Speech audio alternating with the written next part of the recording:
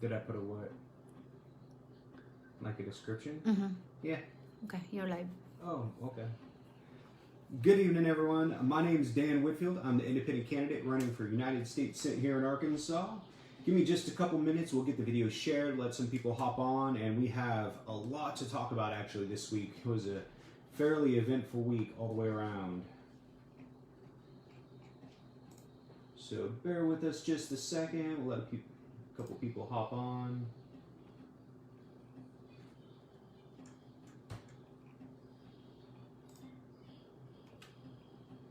All right. Got a few people already. Awesome. Hey, Michael, thanks for joining us. I'll go ahead and I'm going to get all this shared. Go over on Twitter. All that good stuff.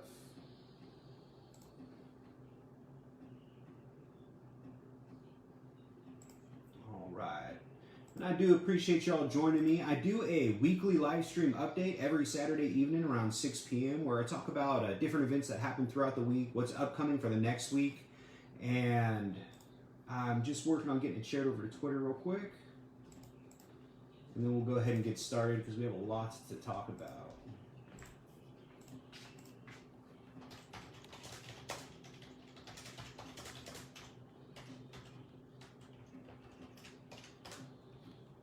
All right. So let's see here. Awesome.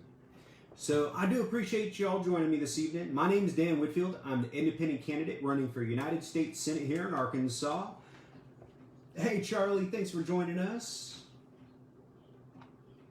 And while I do this update, feel free to ask any questions. I'll read the comments. I'll answer any questions y'all have live. And then if you have questions that I don't get to, then you can always send me a message, give me a phone call, a text, and I'll answer any of your questions then. So let's go ahead and get started. We had a very busy week. Wow, what a week it has been.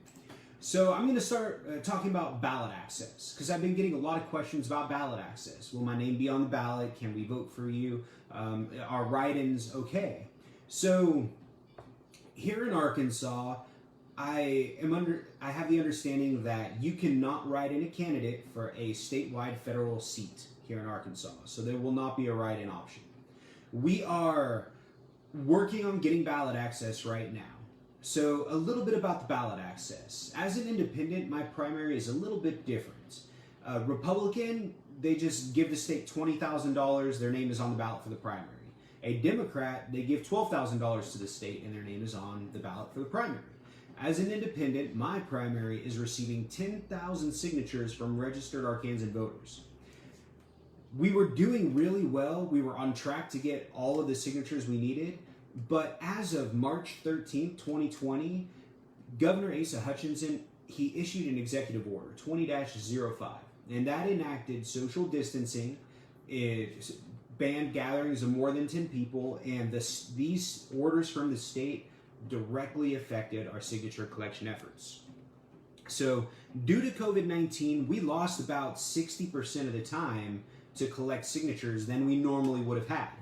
And in the amount, like in the 40% of the time we did have to collect signatures, we were actually able to get 65% of the signatures we needed. So we were on track. We did great. I had, 627 volunteers throughout the state helping get signatures. Thank you guys so much for your support. Y'all are super amazing. And out of our 6,514 signatures we turned in, I did finally get a letter back from the Secretary of State's office. It was actually, it took them 33 days to get the letter to us, which is, it's not against the law, but it's not, part of the Arkansas Constitution is that as an independent, after you turn your signatures in on May 1st, the Secretary of State's office has 30 days to verify your signatures and inform you whether or not you have ballot access. Well, unfortunately, it took them 33 days, so they failed to uphold the Arkansas Constitution, number one. Number two, in our lawsuit against the Secretary of State, it's very clear in our stipulations of fact that the Secretary of State would count and verify our signatures within 30 days. So they failed to uphold that end of the stipulations as well. It gets even better. We caught them in a lie.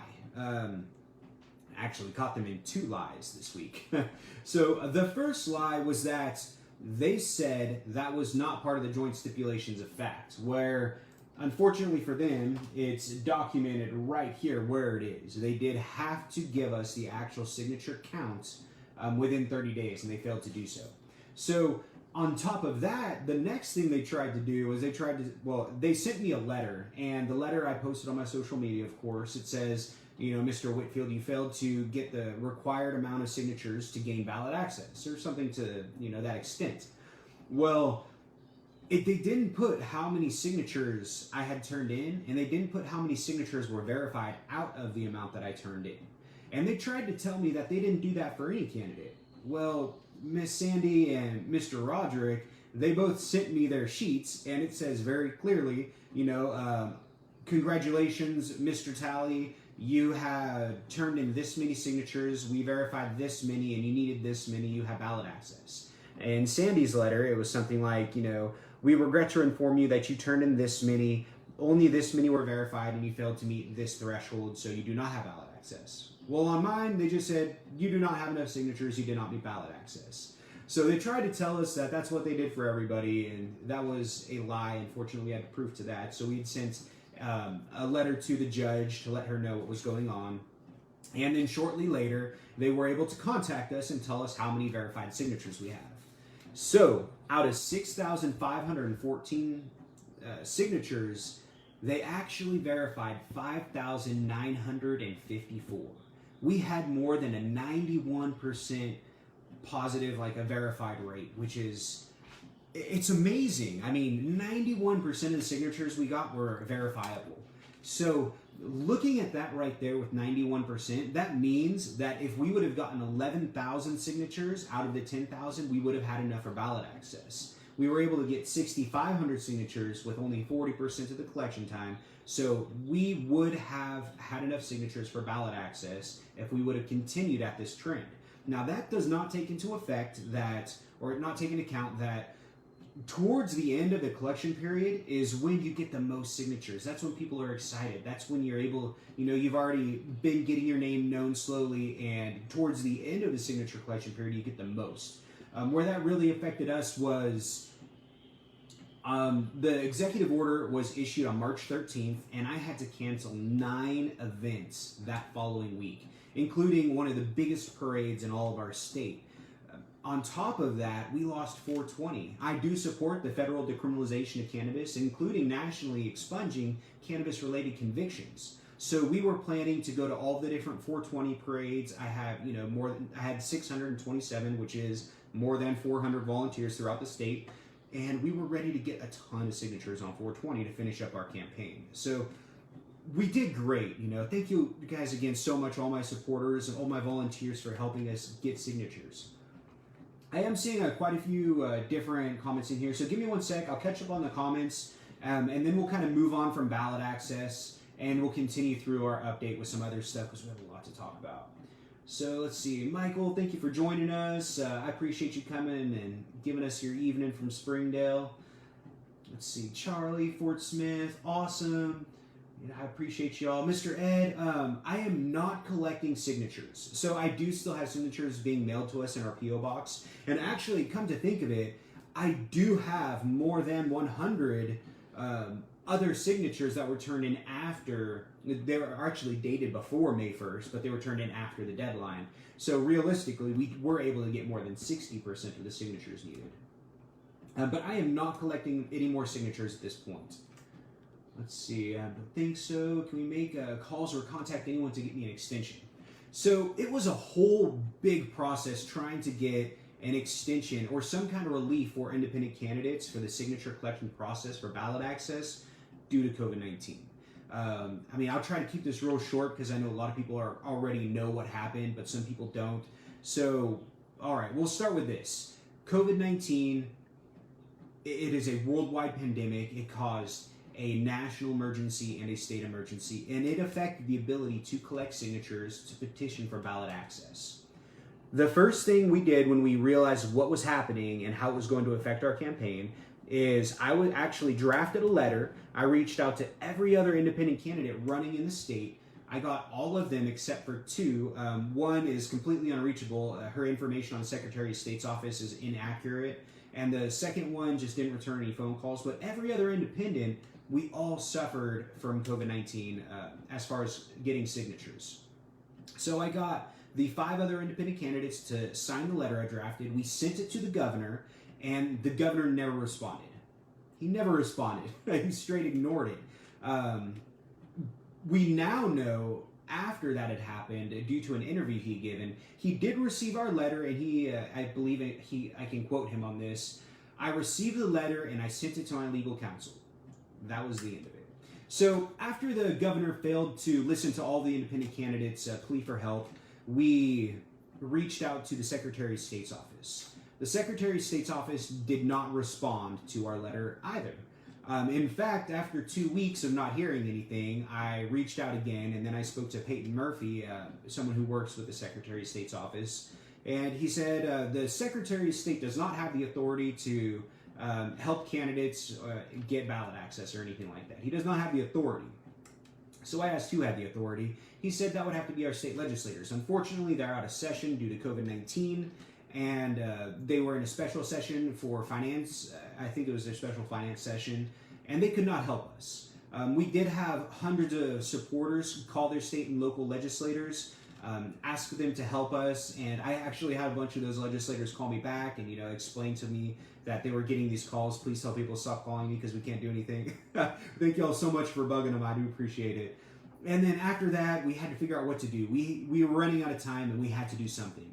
So the next step, we contacted the lawyer who helped the Libertarian Party get ballot access last year. So it gets even deeper. I mean, the corruption is just amazing in the state of Arkansas. It is despicable. I hate using that word, but it really is. So last year, the GOP tried to prevent the Libertarians from getting ballot access by raising the signature requirement from 10,000 up to 26,000. The Libertarian Party, they were able to, pull some money together and hire an attorney who specializes in politics, Mr. Jim Linger, and he represented the Libertarian Party, and they sued the Secretary of State, and they were able to get the signature reduction back down to 10,000, and they paid $58,000, I think. The Libertarian Party paid $58,000 to paid canvassers to get their 10,000 signatures. That's why the Libertarian Party has ballot access this year. Afterwards, the GOP blackmailed the Democratic candidate out, Josh Mahoney. The GOP found dirt on him last May, more than 1 year ago, and they actually held on to that dirt until 1 hour after the filing deadline. They put out a press release stating that they were launching an investigation into the FEC for fraudulent FEC filings. 1 hour after that, the Democrat dropped out, and since the filing deadline had passed, there is no Democrat in our race. So they tried to get the Libertarian out. They were successful in getting the Democrat out, and now they're trying to prevent the Independent from getting ballot access. That's how scared they are. They know that Tom Cotton is a weak candidate, and we're tired of him. He's not in Arkansas, and he doesn't live here. I have actually had people questioning and doing research trying to find out if he has ever even voted here in Arkansas. We can't find any voting records for him. How can you represent a state you've never voted for or voted in? Anyways, moving on. So that's just some of the kind of corruption that we've been dealing with throughout this process. Needless to say, of course, there's finances involved as well. Tom Cotton had donated money to Governor Hutchinson, to the Secretary of State John Thurston, and he even gave money to the Attorney General Leslie Rutledge. He not only gave money to them personally, he started his own private PAC, the Rangers Lead the Way PAC, and donated to them again. So we have been we first tried to get relief from these the two different people who had taken money from him. And so it's been a big conflict of interest, and then we decided to sue the Secretary of State for ballot access. That's where we are now. Sorry, it took a long time to get where we are. But I do see we have a lot of new followers and a lot of new people who've taken interest in the campaign, and a lot of people don't really know what's going on. So I wanted to kind of be clear so that people can understand the position we're in and why we're here. So we decided to sue the Secretary of State, the Honorable John Thurston, after he took money from Tom Cotton. His defense counsel is the Attorney General, Leslie Rutledge, who took money from Tom Cotton. We had our court hearing on May the 27th. It lasted about 9 hours. The Attorney General's office, Mr. Mosley, he cross-examined me for 2 hours that afternoon. I guess it was actually that morning. I was the first witness.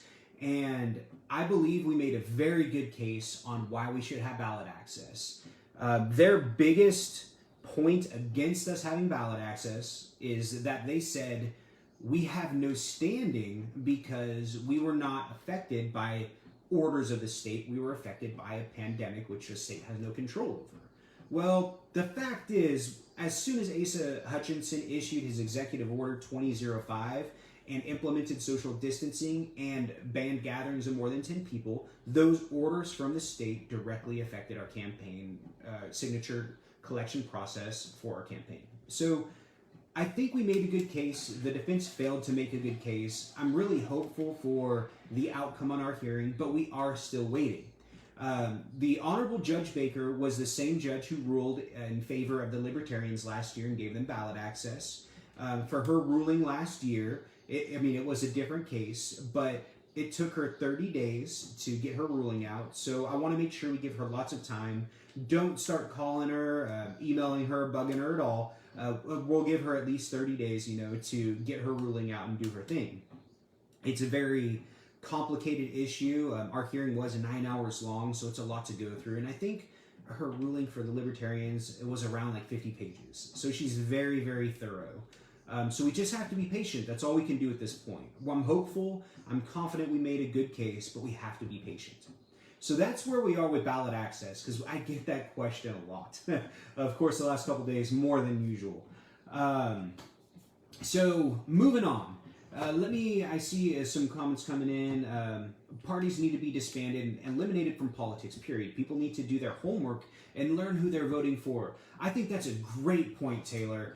I'm running as an independent because I believe that a representative should answer to their constituents and not a political party. A representative should not have their hands tied when their constituents want them to do something that's good for their constituents, just because the party that they belong to doesn't like it.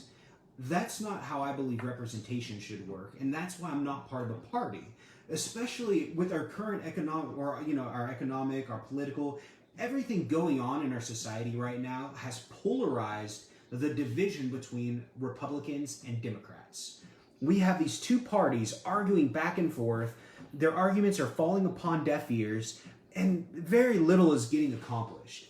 As an independent, I will have the freedom where I can caucus with the Democrats, I can listen to their concerns, and then I can go and caucus with the Republicans, relay the Democrats' concerns, listen to their concerns, and I can mediate solutions back and forth across the aisle. And that's going to give me the freedom to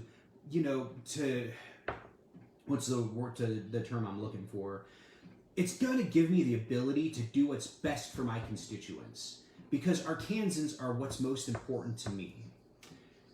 Moving on, that's why I'm running as an independent. So I'm going to keep reading down some of these. Unfortunately, Rebecca, you cannot write me in. You cannot write in a statewide federal seat in Arkansas. It should be illegal for standing elected officials to campaign for their next term. In their current term, isn't enough evidence people to vote for them again. They should be voted out. I do agree, Taylor. That's why I've actually signed the term limits pledge. I will not be running a re-election campaign. If I'm doing a good job, I shouldn't have to ask for money from special interests. I shouldn't have to take bribes and then be beholden to favors later on. I should just be able to work for my constituents, represent them, and if I'm doing a good job, my name will be on the ballot. You can vote for me. I'm not going to run a campaign. I'm not going to do that. I believe on average an elected official spends half of their time in office campaigning and fundraising. I just don't see the point in asking you for money and wasting your money to go waste your time that I'm supposed to be working to go campaign. If I'm doing a good job, I'll get elected. Let's see here. If we can get on that ballot, we can get you in office. Absolutely. I'm very confident if my name does get on the ballot, we will unseat, and we will replace Tom Cotton on November 3rd, 2020. There is precedence in other states. Thank you, Juanita, for pointing that out. So let's see. A great example would be in Florida. In Florida, a federal judge ruled that the candidates can get their petitioning, their signatures online. So if you're in Florida and you want to sign a petition to get someone ballot access, you can go on their website, put your information in, and then it'll send that to them. And they can actually take the list of people that signed for them, print it out, and turn that in. They can get digital signatures. That is amazing when you have to worry about social distancing. That helps a lot. It was really tough because I wanted to make sure we were, crossing our T's and dotting our I's. And on the bottom of our petition, it does say very clearly that for the petition for, to get Dan Whitfield on the ballot, it did need to be printed on legal size paper. On legal size paper. That's 8.5 by 14 inches for those of y'all that don't know. How many people have access to print a petition on legal size paper? It's a lot more work and it's a lot more effort, and people don't want to take that extra effort. Well, anyways, in Florida, they allowed digital petitioning. On top of allowing digital petitioning, they also extended the deadline for signatures. Now, we asked, why would they do that in Florida? Well, Florida elections are a little bit different. Democrats, Republicans, and independents all have to get signatures to get ballot access. So that's probably why it happened there, go figure. But most relevant to us would be Illinois. So in Illinois, a federal judge ruled that due to COVID-19, they reduced the amount of signatures required by 90%. So independent candidates and libertarians only needed 10% of the original required amount of signatures to get ballot access. They also extended the deadline and allowed digital collecting. So, that was 3 different forms of relief that candidates got in that state. So all over the country, there are many other examples. Independent candidates have been getting relief because COVID-19 is a worldwide pandemic, a national emergency, state emergencies, and it did affect our ability to get signatures for ballot access. So I'm really hoping here in Arkansas that we can do the same. Moving on. Let's see here. What was filed Friday night? So on Friday night, that is actually pretty much the next thing I was going to talk about. Let's see. So right now we're just waiting for the Honorable Judge Baker's ruling. So far, the administration, our corrupt administration, the Secretary of State, and the Attorney General have tried to have our case thrown out 5 separate times. They've tried to have our case thrown out. The first time was for no standing. The second, and that was before we had actually gotten our hearing date. So they tried to throw it out immediately for no standing. And then at the very beginning of the hearing, before my cross-examination testimony, they tried to get it thrown out again. And then after we had sat in the hearing for 8 hours before the defense's one witness, for the case was Megan Cox. We Arkansans paid her $350 an hour plus an additional $350 per hour during the trial. So we Arkansans paid Megan Cox, the defendant, the witness for the defense, more than $6,000 tax dollars. And then during her testimony, you know where she said she got her facts from? Let me see if I can remember this quote correctly. With a quick Google search. That was it. So their expert witness that we paid more than $6,000 got all of her information from a quick Google search. Anyways, that's how our taxes are being paid. It's amazing how they can waste our money. Moving on. So before she was called as a witness to be cross-examined, they asked again for the judge to throw out the case for no standing. Last week, they sent a letter to the judge asking for the case to be thrown out because a circuit court in Texas ruled that COVID-19 was not the state's fault. So the state is not liable to help a candidate get ballot access. I haven't heard anything from her about that, but she hasn't thrown our case out. So I'm guessing she did not, listen to that request. Again, today, I apologize, not today, yesterday on Friday, June the 5th, after 5 p.m., they sent in another request to have it dropped, basically stating that she was an unelected federal judge, so she lacks the authority to help with state laws. Okay, I think that's extremely disrespectful, but we haven't heard back from her response to that, and yeah, that was their 5th attempt to have the case thrown out. All right, so I don't really want to talk anymore about our case as far as that goes. We can go back at any point after this live recording, you can go and listen to all this again, or you can just ask me questions and I'll answer for y'all. But I don't want to, beat a dead bird too hard. All right, moving on. So I did want to ask real quick, billboards. For a while, I was getting a lot of messages, people wanting yard signs, people wanting to help with billboards and things like that. We're getting to the point now where we are moving forward and we're looking for billboard space.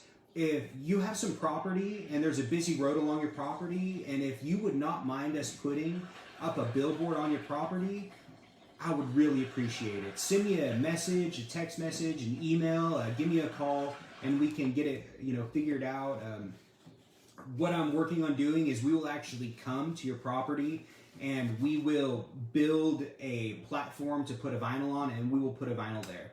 I will have maybe 4 to 5 different designs, and you can choose which design you want on your property. That way, it's something that you like the way it looks. It could be something as simple as my logo, or something really cool like Tom Cotton is bad for America, or even just replace TomCotton.com. Whatever you feel comfortable with on your property.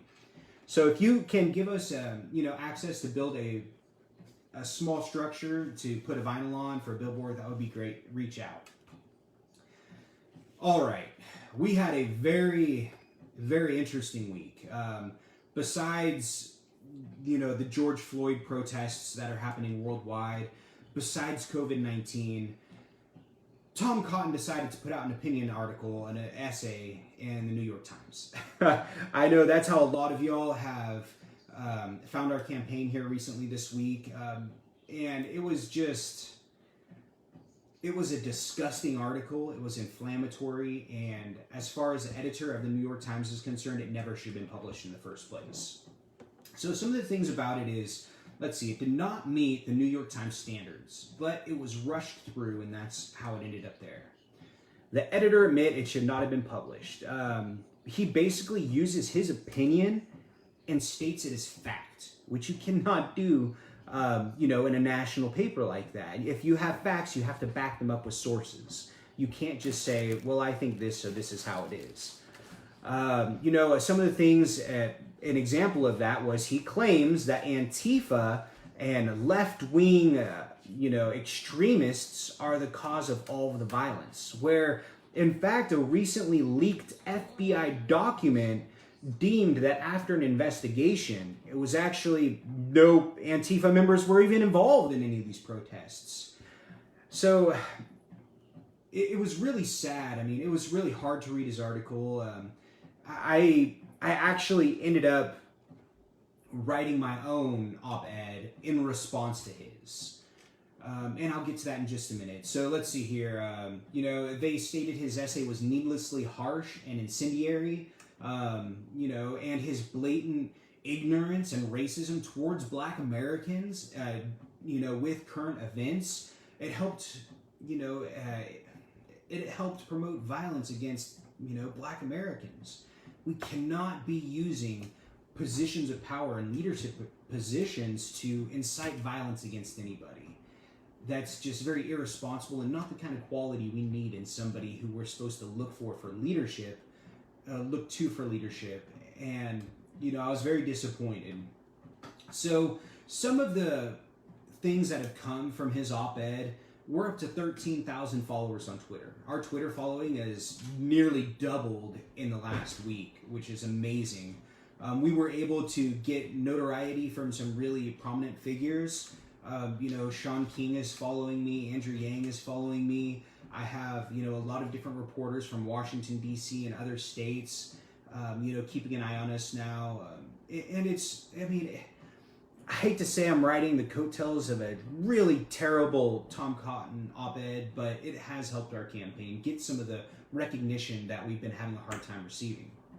So we are up to 7,673 followers on Facebook now even, that's all really great. Now, since his op-ed was released, we've been able to raise $5,388, more than $5,000 in donations from people all over who are tired of Tom Cotton and who want to see change. So thank you guys so much for all of your support, your donations. I mean, we are 100% grassroots. I don't take money from political parties. I don't take money from political action committees, from billionaires, corporations, or any special interests. All of our money comes from my constituents. All of our money comes from working class Americans just like me who are fed up with the system and want change. And that's how I believe a campaign should be ran.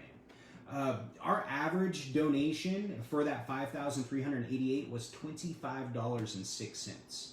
That's what I call grassroots. We're not taking $2,800 checks from super wealthy people expecting favors later on down the line.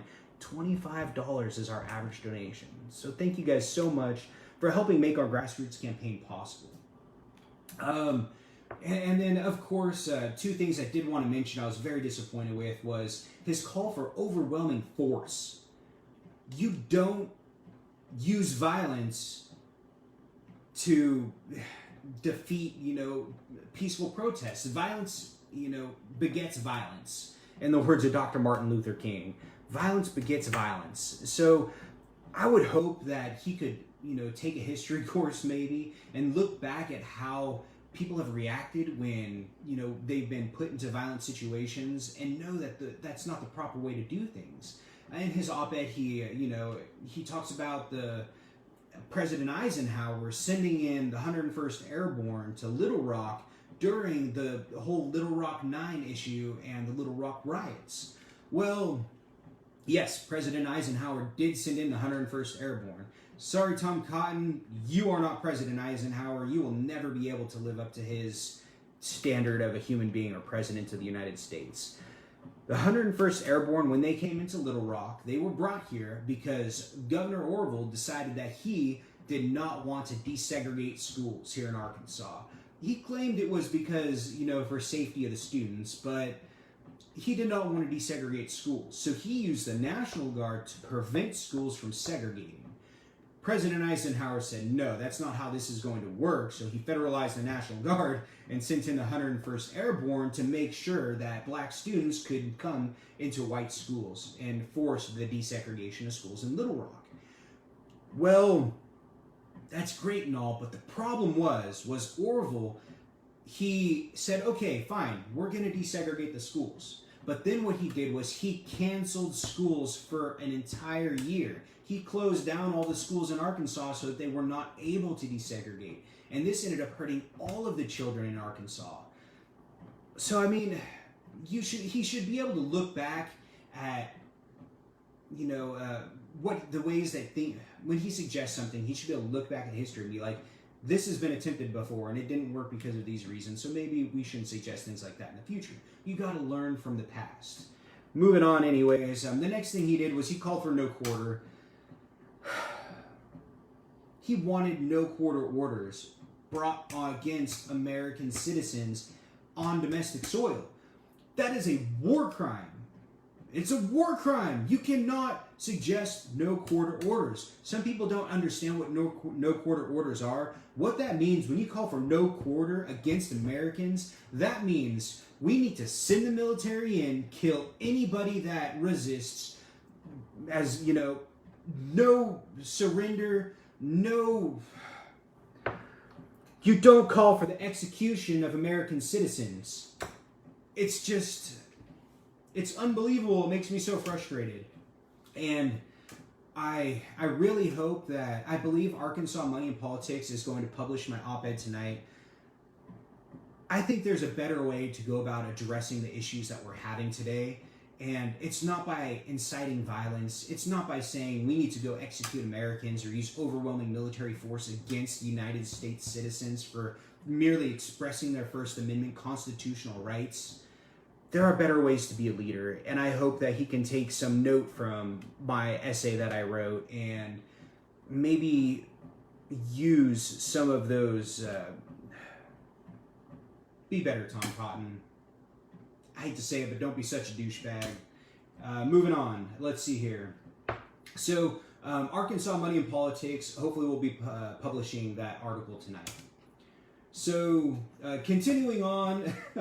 Sorry, I get frustrated. Oh my gosh. It's so hard running against someone who's just so out of touch with not even what it's like to be an American, but how the the things that he suggests can hurt Americans and hurt his constituents.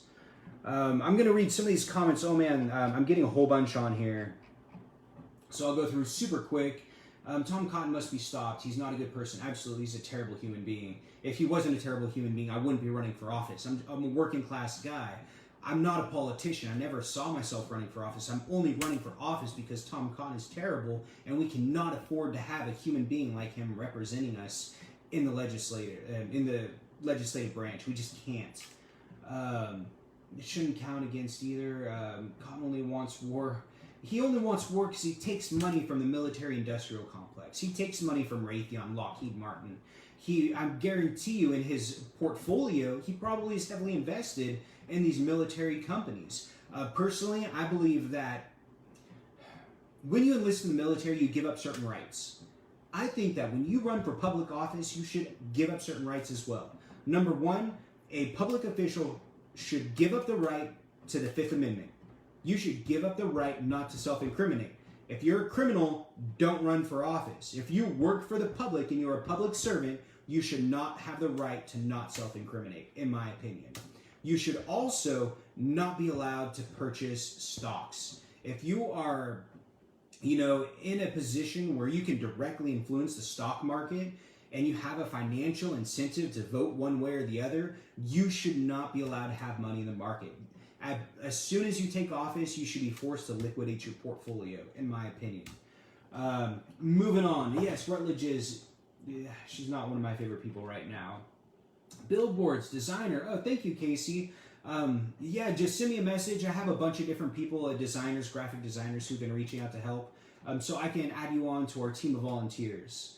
We've started fundraising. You can go to replacetomcotton.com, and there's donation boxes all over the place. I go through DonorBox because they charge less money than some of these other donation companies. Thank you. We have started our fundraising. Yeah, the GOP is corrupt. The worst part about the way that they got the Democrat out was after the Democrat dropped out, they put out another press release gloating about this was our strategy. We had this dirt since last year, but we knew if we held on to it, let the Democrats run one candidate, get him full support, then we could get him out and have no competition. So it is very corrupt and very unethical and undemocratic the way that all of that happened. Let's see, moving on. If elected, what is the first legislation I will submit? The first legislation that I would submit would be to end congressional lobbying. I think congressional lobbying is one of the things that have destroyed our country the most. We have allowed ourselves to get to the point where our legislators, they don't work for us anymore. They work for corporations. I believe it's something like 68% of Tom Cotton's money comes from out-of-state billionaires. How is he supposed to represent the people of Arkansas and his constituency when he's taking money from billionaires that don't even live in Arkansas? We have to get rid of congressional lobbying. And as soon as we can take our government back from the billionaires and return it to the people, we can have a government that is by the people, for the people. That's when we can start getting rid of a lot of this corrupt legislation that's been holding us back and making it so that 70% of Americans can't afford a $1,000 emergency. 40% of Americans are working full-time, living paycheck to paycheck. We have all of these issues right now because our legislators don't work for us. They don't represent us. Will I commit to being in Arkansas more than Cotton has during his term? You know what? When I decided to bring my family here to Arkansas, it was a hard decision. I didn't know what to expect. I would never go back to California. I've lived in 5 different states. I've lived in California, Nevada, Wyoming, Louisiana, Arkansas. This is my paradise. This is my favorite place in the world. And this is where I'm going to raise my daughter, where I'm going to spend my life, retire and die. I love Arkansas. I love the people of Arkansas. Y'all are you're the most friendly people, the most caring. Y'all are the greatest people. I'm very honored to be able to even have the opportunity to get a chance to represent y'all. I have already pledged to hold 12 town halls per year here in Arkansas. I'm going to do my town halls in different cities so that I can speak to my constituents as often as possible. I'm even going to have an online book where constituents can sign up. And, if you have concerns, we can go out for the night. We can go fishing. You like catfish? I love catfish. We'll go out, we'll spend a few hours, you can voice your concerns to me, we can rip some lips and maybe, barbecue some catfish on the side of the lake. I want to be able to talk to my constituents. If you want to grab me for a dinner, I'll take you out, we can have some burgers and talk about problems and how the government is hurting your family, how I can do something to make your family better. We have to be able to listen to constituents if we're going to represent them. I want your logo in front of my house. Oh, thanks, Michael. As soon as we get ballot access, we've got the funds set aside. We are getting yard signs. So as soon as we have ballot access, we'll get those yard signs and we will get them out to y'all. Let's see here. Faulkner County. Awesome. Thank you for joining us from Faulkner County. Yeah, that's my address there for my P.O. box. Let's see. It's already active around the state. Yeah, I drove more than 10,000 miles around the state just in 2 months campaigning, meeting as many people as I could before COVID really started holding us back. Let's see here. I was mentioned to Bette Midler because she wants to know who was running against Rotten Cotton, and she's disgusted. Yes, it's been really tough to get the attention of some of these people. I know Bette Midler, Susan Sarandon, they just like most people, they're disgusted with Tom Cotton, and they just unfortunately don't know that we're running. They think he's running unopposed because the media has been talking about Tom Cotton as running unopposed. Moving through, why doesn't the Dem Party help me get on the ballot? A lot of Democrats have been helping me. A lot of Republicans have been helping me. Independents, a Green Party, some Libertarians. We've got support from all the way around in all the different sides of the political spectrum. I'm just not taking really help, particularly from like a political party. I know the Democratic Party doesn't like some of the things I support. I do support the Second Amendment. I believe it is our constitutional right to bear arms. I carry my firearm with me every day. We do have to have common sense gun legislation, and we do need to make sure that we have proper gun education, and that we have to figure out the answer to the $1 million question. How do you keep guns out of bad guys' hands? It's a really hard question, but you don't take the guns out of the good guys' hands to do it. We do have to make sure, one of the things that I really do support are private-to-private sale background checks. I have no problem if you want to buy a gun from me, but if you're going to buy a gun from me, if you do not have an active CCL, then I'm going to have to run a background check on you. And that's just my obligation to selling a firearm to someone, to make sure I'm not selling it to a felon. That's my responsibility as a firearm owner and seller. And that's, kind of where I stand with the Second Amendment. They don't like that I support Medicare for all. A lot of Democrats want to expand the Affordable Care Act.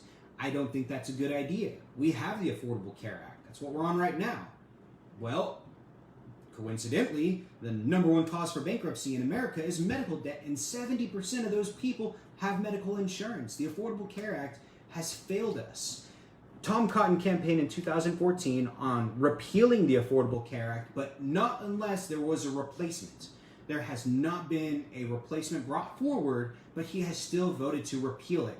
We can't repeal the Affordable Care Act because it saved so many people's lives. There are very, very important parts of the Affordable Care Act that we cannot forget about, such as having someone with pre-existing conditions the ability to get insurance. That stuff is super important.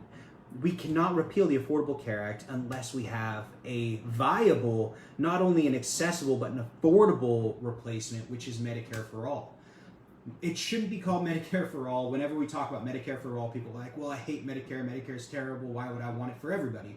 Medicare for all is not Medicare. It is completely different, and it was a very poor choice of words or a choice of a name. It should be called Healthcare for all. I'm going to be representing the people of Arkansas. The average household income in Arkansas is $40,000 per year. At $40,000 per year, the cost for Medicare for all will be $440 per year per household. $440 per year for your entire house to have medical, dental, and vision. That is what I foresee medical care costing. People should not be paying, my wife and I, we pay $860 a month for our medical insurance for Blue Cross. $860 a month for the two of us and our daughter. and we have a $1,500 deductible. We pay $11,000 to Blue Cross Blue Shield throughout a year before they even help us. The way that medical insurance is right now in the private system, it is theft, it is killing Americans, and we have to do something different. I believe Medicare for all is the answer. Let's continue through here. I see all these. There's so many different comments. But man, we're already at 6:48. We are cruising through our time. What I'm going to have to do is I'll probably end up reading these comments back as soon as I finish the live stream, and I'll answer them for y'all one by one because I do answer all of my questions. That is something that I will do. Real quick, a couple things I really wanted to talk about. COVID-19. We cannot forget about COVID-19. It is a worldwide pandemic, and we are still in a national emergency. Americans right now, we're frustrated, we're hurting, and we are protesting for it, and due to these protests, we have giant groups of people that are coming together to voice and show their frustration using their First Amendment rights. And I've been watching all these live streams, and I see people wearing masks. Thank you so much. We're doing everything we can, but unfortunately I am seeing a super terrible COVID spike coming. And the next 2 to 3 weeks, I have a bad feeling it's not going to be good. It's really not. We have to make sure that we are trying to social distance as much as possible and wear your mask when you're in public. It's not just to keep you safe, it's to keep those around you safe. Because what if someone you come in contact, number one, if you have COVID-19, many people, I believe it's 50% of Arkansans that tested positive, were asymptomatic. It means you don't have a symptom. That means you're carrying this virus. You don't even know you're carrying the virus, and you can still spread it. So you don't want to risk giving somebody that virus who might live with an older, grandparent, or someone who's sick, someone with, heart disease or diabetes, and kill someone inadvertently. Please wear your mask. It's not just to protect you, but it's to protect those around you as well. Here in Arkansas, 450 new cases just since yesterday. One day, 450 new cases. So we can't forget about COVID. We got to take it seriously. If you're out showing your support for Black Lives, for BLM, or if you're out showing your support against police brutality, please wear a mask and just try to social distance as much as possible. Here in Arkansas, we're at 7,818 total cases. We've had 136 people lose their lives to COVID-19 here in Arkansas. As far as the U.S. is concerned, 111,000 Americans have lost their lives now from COVID-19. We're closing real close. 1.96 million Americans have tested positive. So we're almost up to 2 million people in America have had COVID-19. So we have to not forget about this with everything else that's going on, and make sure that we're trying to keep ourselves and the people around us safe. Real quick, I did want to talk a little bit about George Floyd. I'm just running out of time. It's super terrible what had happened to George Floyd. We are starting to see a movement in the right direction for justice as far as this one particular case. Officer Chauvin, he has been charged with second-degree murder. He is in custody. The 3 other officers have been charged with second-degree murder and abetting a manslaughter charge. So we're moving in the right direction. As soon as we start to see justice, we can start to see peace, because sometimes the price for peace is justice. Some things I would like to see different as far as law enforcement. The police brutality, all these videos online are disgusting. I'm sickened by watching the way people are getting shot in the face with less lethal rounds. We have Americans that are losing their eyes, getting their teeth knocked out, their bones in their faces broken.